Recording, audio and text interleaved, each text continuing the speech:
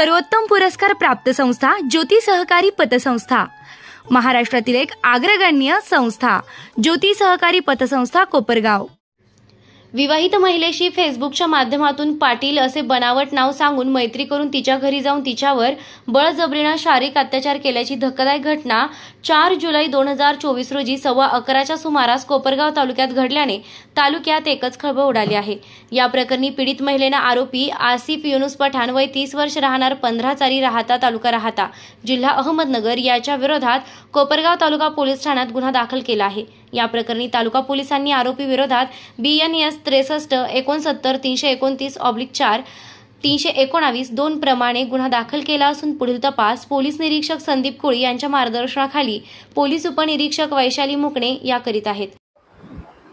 यातील फिर्यादी या कोपरगाव तालुका पोलीस स्टेशनच्या हद्दीतील राहणाऱ्या असून दिनांक 4/7/2024 रोजी यातील आरोपी याने फिर्यादीची फेसबुकवरून ओळख करून तिचा सुरुवातीला नाव त्याने पाटील असं सांगून व त्याचं खरं नाव म्हणजे त्याची ओळख लपवून तोतयागिरी केलेली आहे आणि त्याने दिनांक 4/7/2024 रोजी फिर्यादी यांचे घरी जाऊन घरात घुसून तिच्या इच्छेविरुद्ध जबरी संभोग केलेला आहे।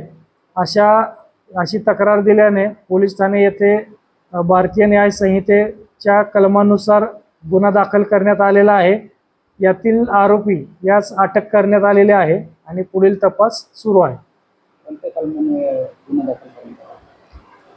भारतीय न्याय संहिता कलम 63, 69, 329(4) आणि 319(2). निर्भीड कोपरगाव न्यूज, योगेश डोके, कोपरगाव।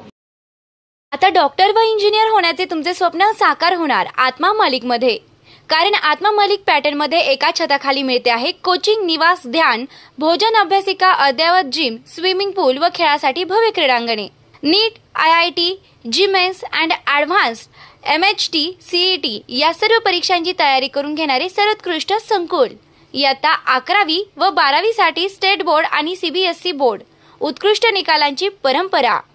आपल्या पाल्याच्या उज्ज्वल भविष्यासाठी आपण अवश्य भेट द्या आत्मा मालिक शैक्षणिक व क्रीडा संकुलाचे आत्मा मालिक ज्युनियर कॉलेज, मुक्काम पोस्ट कोकमठाण, शिर्डी कोपरगाव रोड, तालुका कोपरगाव, जिल्हा अहमदनगर।